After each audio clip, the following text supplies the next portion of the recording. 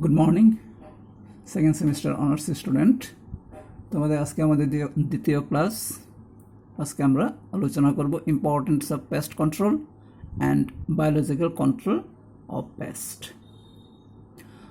তো importance of pest control সেটা আগে আলোচনা করার পর আমরা বায়োলজিক্যাল কন্ট্রোল অফ পেস্টে যাব। Importance of pest control. তো ইম্পর্টেন্স অফ পেস্ট কন্ট্রোল আলোচনা করতে গেলে আমার প্রথম যে জিনিসটা দরকার সেটা হলো পেস্ট কি। পেস্ট হলো সেই সমস্ত জীব অথবা অর্গানিজম যে অর্গানিজম উৎপন্ন ফসলের অথবা আমাদের কাজে আসে এমন যে জিনিস তার 10% অর মোর দেন 10% লস করে, তাদেরকে বলা হয় পেস্ট। পেস্ট প্রোটোজোয়া থেকে আরম্ভ করে ম্যামালিয়া পর্যন্ত সব গ্রুপের মধ্যে আছে। তা আমরা ইন জেনারেল পেস্ট বলতে ইনসেক্ট পেস্টকে বেশি গুরুত্ব দিই এবং রুডেন্ট পেস্ট যেগুলো আছে ইঁদুর গ্রুপের তাদেরকে আমরা বেশি গুরুত্ব দিই। তো এই সমস্ত পেস্টের কন্ট্রোলের ইম্পর্টেন্সটা কী, তাদের দমন করার গুরুত্বটা কী। তা আমি বলেছি পেস্ট কী করে ক্ষতি সাধন করে। কিসের ক্ষতি সাধন করে? উৎপন্ন ফসলের অথবা মানুষের কাজে আসে এরকম জিনিসের ক্ষতি সাধন করে। মিনিমাম থেকে ম্যাক্সিমাম পর্যন্ত ক্ষতি সাধন করতে পারে, 40-50% পর্যন্ত প্রোডাকশনের ক্ষতি সাধন করতে পারে। তাহলে যেহেতু পেস্ট ক্ষতি সাধন করে তার জন্য অবশ্যই পেস্টকে কন্ট্রোল করা দরকার। কিন্তু কন্ট্রোল করতে গেলে কন্ট্রোলের একটা সায়েন্টিফিক রুলস অ্যান্ড রেগুলেশন আছে। সব পেস্টকে যদি আমি কন্ট্রোল করে নেই তাহলে দেখা যাবে কি নেচারের মধ্যে ওই পেস্ট ওই পেস্টের সংখ্যা ব্যাপকভাবে কমে যাবে, ফলে ইকোলজিক্যাল ব্যালেন্স নষ্ট হয়ে যাবে। কাজে পেস্ট কন্ট্রোলের সায়েন্টিফিক নেম হলো প্রসেস হলো আমি ম্যাক্সিমাম 50% পর্যন্ত পেস্ট আমি দমন করব। LS50 LD50 এগুলো হলো lethal dose 50, LC50 lethal concentration 50। অর্থাৎ আমি যে পেস্টকে দমন করার জন্য যে পেস্টিসাইড, ইনসেকটিসাইডস বা আদার কাইন্ডস অফ কেমিক্যাল সাবস্টেন্স বা ন্যাচারাল এনিমি ইত্যাদিকে ব্যবহার করে পেস্টের ক্ষতি সাধন করব ম্যাক্সিমাম কতটা 50% পর্যন্ত। তাহলে দেখা যাবে আমার এনভায়রনমেন্টাল যে ইকোলজিক্যাল ব্যালেন্স, সেই ইকোলজিক্যাল ব্যালেন্সও ঠিক থাকবে, একই সঙ্গে আবার পেস্টের দমনও হবে। যাই হোক, তাহলে পেস্ট যদি কন্ট্রোল না করি তাহলে সবচেয়ে বড় যে এফেক্ট, সেই এফেক্টটা হলো এগ্রিকালচারাল প্রোডাকশনের ওপর। যে এগ্রিকালচারাল প্রোডাকশন ডিরেক্টলি আমাদের হিউম্যান সোসাইটি এবং অন্যান্য যে সমস্ত অর্গানিজম সবগুলোকে, এর মধ্যে বেসিক্যালি যেহেতু সোসাইটির সবচেয়ে গুরুত্বপূর্ণ বা সবচেয়ে উন্নত জীব হলো মানুষ, তার জন্য মানুষের উপর বেস করে আমরা এগ্রিকালচারাল প্রোডাকশন সেই এগ্রিকালচারাল প্রোডাকশনটার ইনক্রিজ করা দরকার। এবং সেই ইনক্রিজ করার ক্ষেত্রে সবচেয়ে ইম্পর্ট্যান্ট একটা ব্যারিয়ার হলো পেস্ট। যে কারণে এগ্রিকালচারাল প্রোডাকশন ইনক্রিজ করার জন্য পেস্ট কন্ট্রোল একান্ত দরকার। তাহলে আমি কি করে এগ্রিকালচারাল প্রোডাকশন ইনক্রিজ করতে পারি সেটা আমি দেখব। একই সঙ্গে টু রিডিউস ডিফারেন্ট ডিজিজেস। আমরা জানি বিভিন্ন ধরনের পেস্ট বিভিন্ন ধরনের রোগ সৃষ্টি করে, উদ্ভিদের বিভিন্ন ধরনের রোগ সৃষ্টি করে, প্রাণীর বিভিন্ন ধরনের রোগ সৃষ্টি করে, মানুষেরও রোগ সৃষ্টি করে। তাহলে ওই বিভিন্ন ধরনের রোগের আক্রমণের হাত থেকে নিজেদেরকে রক্ষা করা অথবা আক্রমণকে যতটা সম্ভব রিডিউস করার জন্য পেস্ট কন্ট্রোল একান্ত দরকার। তো এগ্রিকালচারাল প্রোডাকশন ইনক্রিজ করার জন্য আমার কি পদ্ধতি আমি অবলম্বন করতে পারি? ক্রপ রোটেশন অবলম্বন করতে পারি। এগ্রিকালচারাল প্রোডাকশন ইনক্রিজ করার জন্য আমি ক্রপ রোটেশন ব্যবহার করতে পারি। আমি যদি একই জমিতে বারবার একই রকম ফসল চাষ করি তাহলে দেখা যায় ওই স্পেসিফিক ক্রপের জন্য স্পেসিফিক যে পেস্টগুলো থাকে সেই পেস্টগুলোর টলারেন্স লিমিট বেড়ে যায়, সহন ক্ষমতা বেড়ে যায়, ফলে সে দিনের পর দিন দ্রুত গতিতে বংশ বিস্তার করে বেশি পরিমাণে ফসলের ক্ষতি সাধন করে বা ক্রপ লস করে।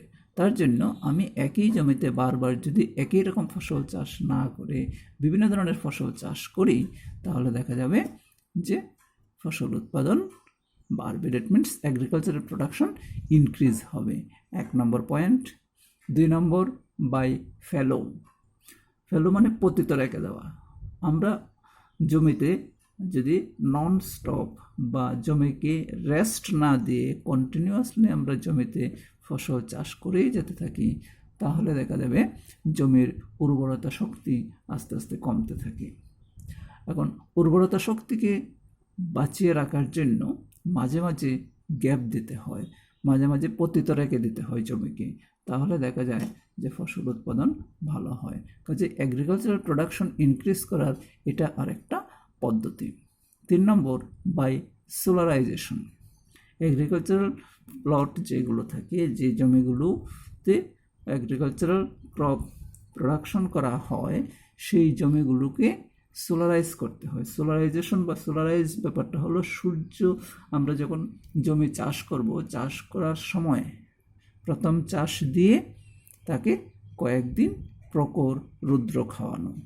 রৌদ্রের তাপে কি হয়, ওই মাটির মধ্যে যে সমস্ত মাইক্রো অর্গানিজম আছে যেগুলো ফসলের ক্ষতি সাধন করে, সে সমস্ত ক্ষতি সাধনকারী মাইক্রো অর্গানিজমগুলো ডেস্ট্রয় হয় সানলাইটে অনেকটা পরিমাণে। তার জন্য বাই সোলারাইজেশনও আমরা দেখা যায় জমিটা ফসল চাষের অনেকটা উপযোগী হয়ে ওঠে এবং ফসলের ক্ষতিকারক বিভিন্ন রোগ পোকা সূর্যের প্রখর তাপে মরে যায়, ফলে এগ্রিকালচারাল প্রোডাকশন ইনক্রিজ হয়। তারপরে cultivation of high yielding variety. High yielding variety, আমার যদি এগ্রিকালচারাল প্রোডাকশন বাড়াতে হয় তাহলে হাই ইয়েল্ডিং ভ্যারাইটি ব্যবহার করা একান্ত দরকার। কারণ পপুলেশন যেভাবে বেড়ে যাচ্ছে সেই পারে কিন্তু কৃষিজমি বাড়ছে না, বরং কৃষিজমি ব্যাপকভাবে কমে যাচ্ছে। তাহলে একদিকে কৃষিজমি কমে যাচ্ছে, অন্যদিকে পেস্টের ইনফেকশন আছে, অন্যদিকে আমার পপুলেশন ইনক্রিজ করার জন্য, ইনক্রিজড পপুলেশনের ফুড প্রোভাইড করার জন্য ফসল উৎপাদন বাড়াতেই হবে। বাড়াতে গেলে হাই ইয়েল্ডিং ভ্যারাইটি ইউজ করা একান্ত দরকার। হাই ইয়েল্ডিং ভ্যারাইটি কী করে উৎপাদন ক্ষমতা বাড়ে, একই সঙ্গে বিভিন্ন রোগ পোকা দমন করার ক্ষমতাও তাদের থাকে। আবার সেই সঙ্গে হাই ইয়েল্ডিং ভ্যারাইটির দেখা যায় উৎপাদনের যে সময়সীমা, সেই সময়সীমাও কম্পারেটিভলি কম লাগে। তাহলে বেশিও লাগতে পারে, কিন্তু কি করা হয়, হাই ইয়েল্ডিং ভ্যারাইটি সেই সমস্ত ভ্যারাইটিগুলোকে সিলেকশন করা হয় যে সমস্ত ভ্যারাইটিগুলো অপেক্ষাকৃত কম সময়ে রোগ পোকা প্রতিরোধকারী এবং অপেক্ষাকৃত অধিক ফুড ভ্যালু বহনকারী ভ্যারাইটি থাকবে। সেই ভ্যারাইটিগুলোকে যদি কাল্টিভেট করা হয় তাহলে এগ্রিকালচারাল প্রোডাকশন ইনক্রিজ হয়। কাজে এগ্রিকালচারাল প্রোডাকশন ইনক্রিজের এটা আরেকটা ইম্পর্ট্যান্ট উপায়। তারপর application of various pest control measures.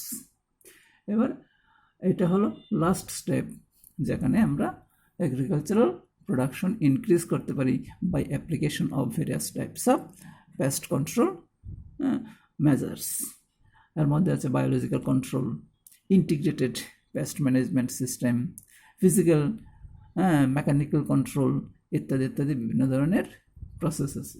এই প্রসেসগুলোকে আমার ডেভেলপ করতে হবে যাতে এগ্রিকালচারাল প্রোডাকশন লস না হয়, যাতে এগ্রিকালচারাল প্রোডাকশন ইনক্রিজ হয়। এইভাবে আমরা কী করতে পারি, 1 নম্বর পয়েন্ট যেটা দিয়েছিলাম, to increase production in agriculture for for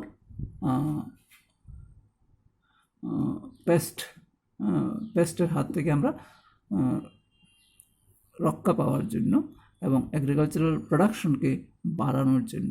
অর্থাৎ এগ্রিকালচারাল প্রোডাকশনকে যদি আমি বাড়িয়ে দিই, তাহলে এগ্রিকালচার প্রোডাকশন বাড়ানোর সঙ্গে রিলেটেড যে প্রসেসগুলো আছে সেই প্রসেসগুলো পেস্ট কন্ট্রোলের সঙ্গেও যুক্ত।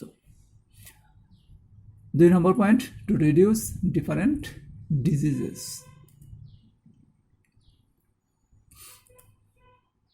Reduce different diseases. আমরা জানি পেস্টের দ্বারা বিভিন্ন ধরনের রোগ সৃষ্টি হয়, কাজেই ওই পেস্টকে যদি কন্ট্রোল না করা হয় তাহলে সেই রোগগুলা বিভিন্নভাবে আমাদের দুর্বল করে ফেলবে। তাহলে পেস্ট কন্ট্রোল ইজ নেসেসারি। কেন? Because rodents and insects carry diseases. আমি আগে বলেছিলাম রোডেন্ট এবং ইনসেক্টস যত পেস্ট আছে তাদের মধ্যে বেশিরভাগ পেস্ট ইনসেক্ট এবং রোডেন্ট গ্রুপের মধ্যে পড়ে, তার জন্য রোডেন্টস অ্যান্ড ইনসেক্ট কতটা বলা হয়েছে। Rodents and insects carry diseases, infest your kitchens and bedrooms, and bite you or your pets. আমাকে কামড়াতে পারে, আমাদেরকে কামড়াতে পারে, অথবা আমাদের বাড়িতে যে সমস্ত গৃহপালিত পশু আছে তাদেরকে কামড়াতে পারে। The purpose of removing any kind of pest from your home, garage or yard is to keep you safe and healthy. For example, rodents can leave feces on or near food they find in your kitchen. সাধারণত রান্নাঘরে রাত্রেবেলা যখন আমরা রান্নাঘরে কাজ শেষ করে চলে আসি, তারপর অন্ধকার রান্নাঘরে সারা রাত ধরে বিভিন্ন রোডেন্টস গ্রুপের বিভিন্ন অ্যানিমেল তাদের তাণ্ডব চালায়, খাদ্য নষ্ট করে এবং এখানে মলমূত্র ত্যাগ করে। হয়তো খাদ্যদ্রব্যের মধ্যে মলমূত্র ত্যাগ করলো বা ঘরের কোনোতে বিভিন্ন জায়গাতে মলমূত্র ত্যাগ করলো, সেটা যদি ডিরেক্টলি খাবারের কন্ট্যাক্টে আসে তাহলে ওই খাবার আমরা খেলে আমাদের বিভিন্ন ধরনের রোগ হতে পারে। If you accidentally eat contaminated food you can became very ill. Pests of all stripes carry through viruses and bacteria that require long term treatment. এছাড়া বিভিন্ন ধরনের ভাইরাস, ব্যাকটেরিয়া সেগুলো পেস্ট হিসেবে ট্রিটেড হয়, যেগুলো বিভিন্ন ধরনের রোগ সৃষ্টির পেছনে দায়ী। কাজেই বিভিন্ন ডিজিজ যদি আমি রিডিউস করতে হয় তাহলে বিভিন্ন ধরনের পেস্টকে আমার দমন করা দরকার। Others can make existing medical conditions like asthma. কোনো সময় দেখা যায় এই বিভিন্ন ধরনের পেস্টের ইনফেকশনের জন্য আমাদের এমন সব ডিজিজ হয় যেটা হোল লাইফ আমাদেরকে কষ্ট দেয়। এরকম একটা ডিজিজ এখানে অ্যাজমার কথা আমরা বললাম।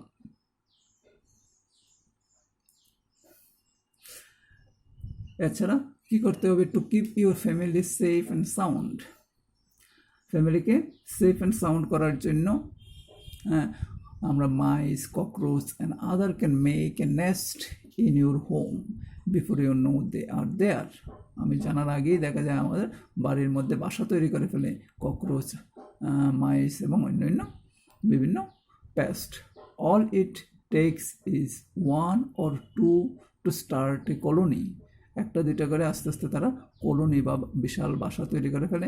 দেন within a matter of hours or days, ঘন্টার মধ্যে অথবা কয়েকদিনের মধ্যে দেখা যায় they have made themselves comfortable, তারা তাদের উপযোগী করে বাসা তৈরি করে ফেলে। And expect you to pay the bill with your health and your safety. অর্থাৎ আলটিমেটলি আমাদের বিভিন্ন ধরনের রোগ সৃষ্টি করে ফেলে, ফলে তার মূল্য আমাদেরকে দিতে হয়। কাজেই পেস্ট কন্ট্রোলের 1 নম্বর ইম্পর্টেন্স হলো এগ্রিকালচারাল প্রোডাকশন আমার ইনক্রিজ করতে হবে, আর বিভিন্ন ধরনের ডিজিজের হাত থেকে আমাদেরকে রক্ষা করতে হবে। যেমন উই পোকা পেস্টের মধ্যে পড়ে, আমাদের ঘরে অনেক সময় দেখা যায় এমনভাবে আক্রমণ করে কয়েকদিনের মধ্যে দেখা যায় সব ধ্বংস করে ফেলে, খেয়ে নষ্ট করে ফেলে, বিভিন্ন বইটই খেয়ে ধ্বংস করে ফেলে। এটা গ্রাসহপার দেখো কীভাবে ক্ষতি করছে এগ্রিকালচারাল প্রোডাকশনের। এটা ক্যাবেজ, ক্যাবেজের একটা ইনসেক্ট পেস্ট, তার লার্ভাল ফর্ম এভাবে খেয়ে শেষ করছে। তাহলে এইভাবে আমরা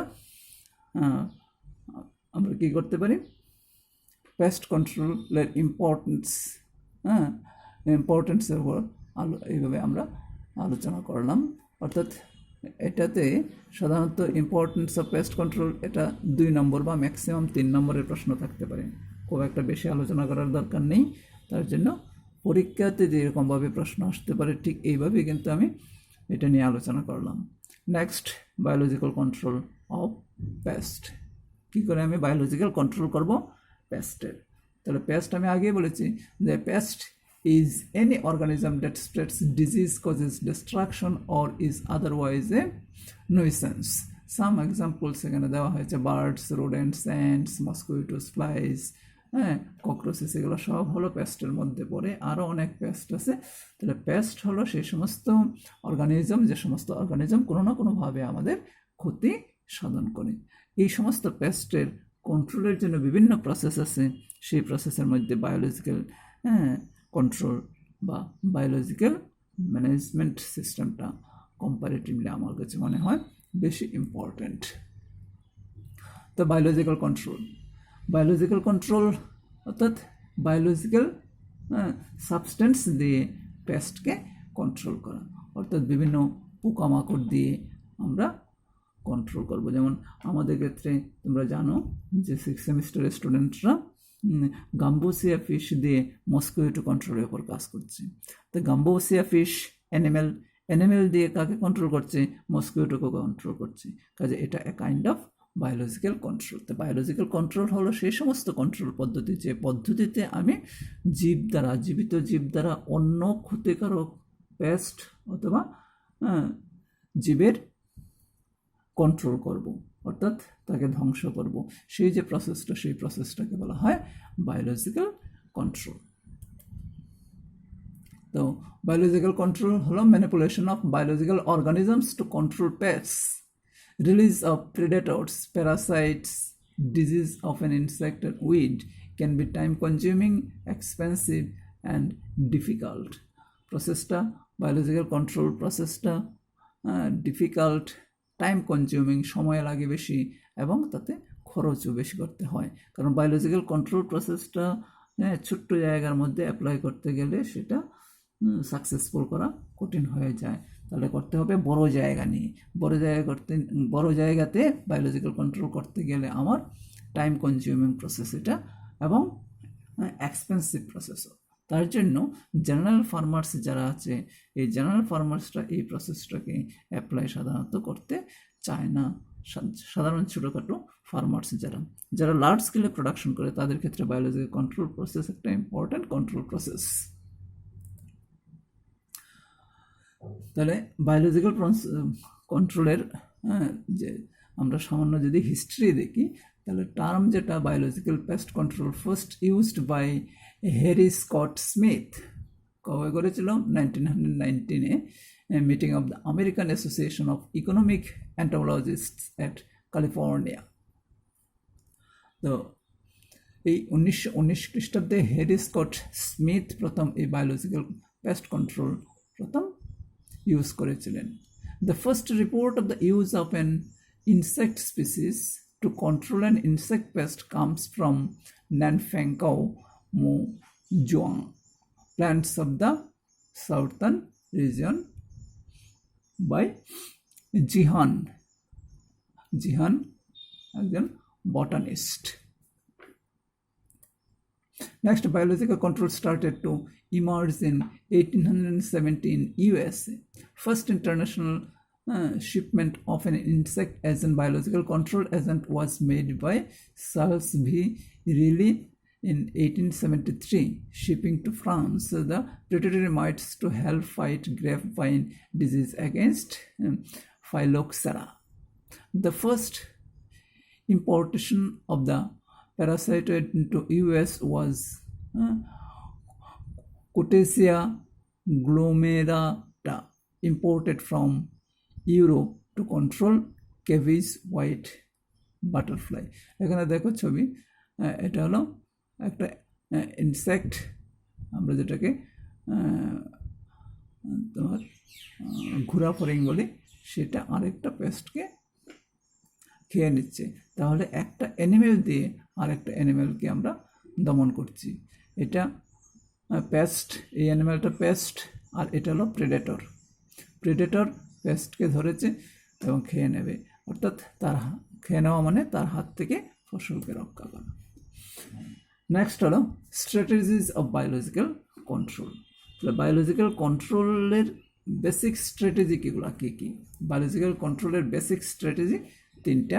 একটা হলো ইম্পোর্টেশন, একটা হলো অগমেন্টেশন, একটা হলো conservation. Importation, augmentation and conservation. Next, importation. Classical biological control involves the introduction of pest natural enemy to a new location where they do not occur naturally. সাধারণত যে জায়গাতে প্রাকৃতিক উপায়ে আমরা বায়োলজিক্যাল কন্ট্রোল এজেন্ট পাই না, অর্থাৎ ন্যাচারাল এনিমি বা শত্রু, পেস্টের ন্যাচারাল এনিমি বা শত্রু যেখানে সাধারণত পাওয়া যায় না, সেই জায়গাতে ইম্পোর্ট করা, তার নাম হলো ইম্পোর্টেশন। ইম্পোর্ট করা, আমদানি করা, নিয়ে আসা। One of the earliest success in West was in controlling Icerya purchasi in Australia using a predatory insect, Rhodolia cardinalis. ওর কথা হলো এই যে পেস্টটা, এই পেস্টটাকে বায়োলজিক্যালি দমন করার জন্য এই আমার অর্গানিজমটা দরকার, যেটা ওই জায়গাতে নেই। তার জন্য কী করতে হবে, যে জায়গাতে আমার পেস্ট আছে অথচ পেস্টকে খেয়ে নষ্ট করে ফেলে অথবা খেয়ে নেয়, অথবা তার এনিমি, পেস্টের এনিমি, যে সেই এনিমি ন্যাচারালি পাওয়া যায় না যে জায়গাতে, সেই জায়গাতে অন্য জায়গাতে যেখানে পাওয়া যায় সেই জায়গা থেকে এনে তাকে অ্যাডপ্টেড করে ওই জায়গাতে ছেড়ে দেওয়ার নাম হলো importation. Next, augmentation 2 number, involves the supplemental release of natural enemies, boosting the naturally occurring population. এটা হলো অগমেন্টেশনের ব্যাপারটা, হলো যেখানে ন্যাচারাল এনিমি আছে, পেস্টের ন্যাচারাল এনিমি যে জায়গাতে আমরা দেখতে পাই কিন্তু ন্যাচারাল এনিমির সংখ্যাটা কম্পারেটিভলি অনেক কম, সেই জায়গাতে সংখ্যা বৃদ্ধি করার জন্য বাইরের থেকে আরও ন্যাচারাল এনিমিজ এনে ওই জায়গাতে রিলিজ করার নাম হলো augmentation. All activities designed to increase number or effect of existing natural enemies achieved by releasing additional number of a natural enemy into a system or modifying the environment in such a way as to promote greater number or effectiveness. Importation হলো import করা, আমদানি করা, নিয়ে আসা। Augmentation হলো নিয়ে আসার পর যে জায়গাতে, কোন জায়গাতে নিয়ে আসবো, যে জায়গাতে সাধারণত নেই সেই জায়গাতে আমি এনে ন্যাচারাল এনিমিজকে ছেড়ে দেওয়ার নাম হলো ইম্পোর্টেশন।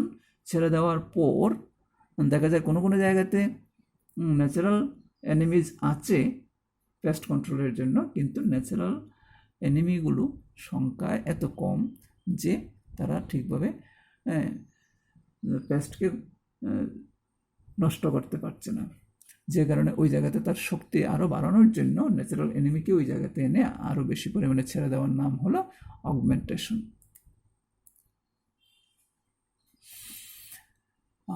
অগমেন্টেশনের পরের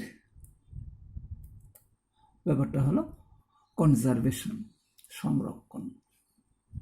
involves avoidance of measures that destroy natural enemies and the use of measures that increase their longevity and reproduction of the natural enemies in an environment.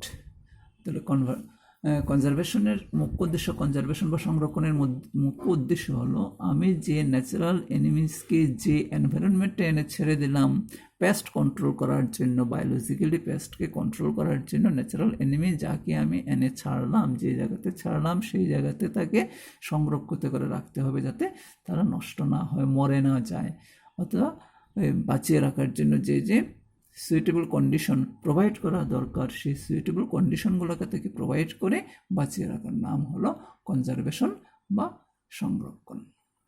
এইভাবে আমি বায়োলজিক্যাল কন্ট্রোল করতে পারি। বায়োলজিক্যাল কন্ট্রোলের ক্ষেত্রে আমি গাম্বুসিয়া ফিশের কথা বললাম, একইভাবে লেডি বার্ড বিটলের কথা তোমরা জানো।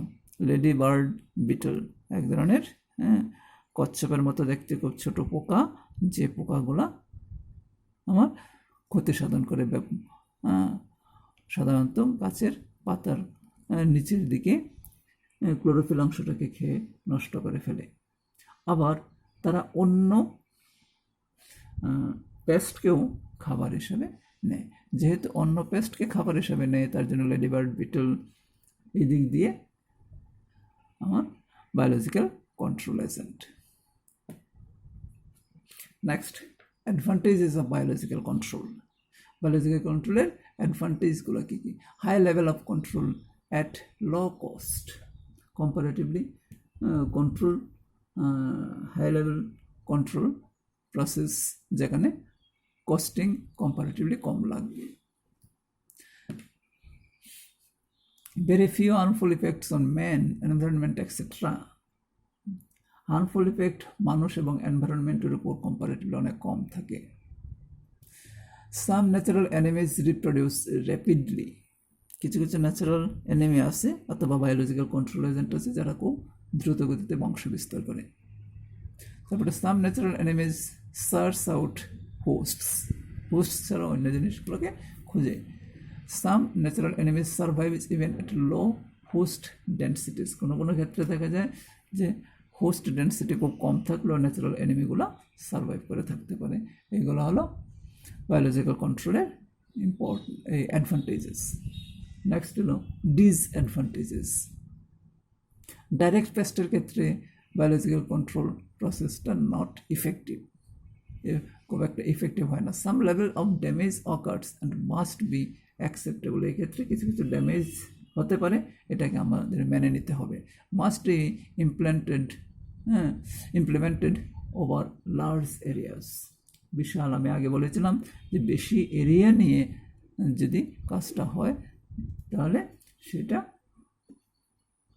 সম্ভব হয়, কিন্তু এটা হলো আর একটা ডিসঅ্যাডভান্টেজের মধ্যে পড়ে, কারণ লার্জ এরিয়া নিয়ে কাজ করার মতো ফার্মার্স আমাদের দেশে বা আমাদের রাজ্যে খুব কম আছে। তার জন্য এটা আর একটা disadvantages. Many take years to become effective. এই প্রসেসটা ইফেক্টিভ হতে গেলে বেশ সময় সাপেক্ষ ব্যাপার, তার জন্য এগুলো হলো ডিসঅ্যাডভান্টেজের মধ্যে পড়ে।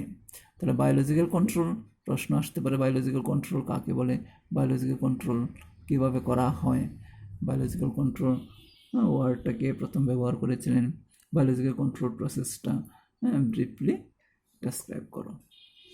এইভাবে প্রশ্ন আসতে পারে। আশা রাখি আলোচনা মোটামুটি বুঝতে পেরেছো। এবার তোমরা তোমাদের নোট তৈরি করে নেবে। আমি ক্লাসে কিন্তু এগুলো নিয়ে আলোচনা করেছিলাম, একটা বই থেকে বলেছিলাম তোমাদের ছবি তুলে নিতে, কিন্তু তোমরা বলছো যে আরেকবার করে দিলে ভালো হবে, তার জন্য আমি আবার করলাম। যারা সেদিন ক্লাস করেছিলে দেখবে ছবি তোলা আছে বইয়ের থেকে, আমি দাগ দিয়ে দিয়েছিলাম, বলেছিলাম ওই জায়গা থেকে তোমরা ছবি তুলে নাও। যাই হোক, আমি আবার আলোচনা করলাম, এখন নোট তৈরি করে নেবে, ভালো করে পড়াশোনা করো। থ্যাংক ইউ, ভালো থাকুন।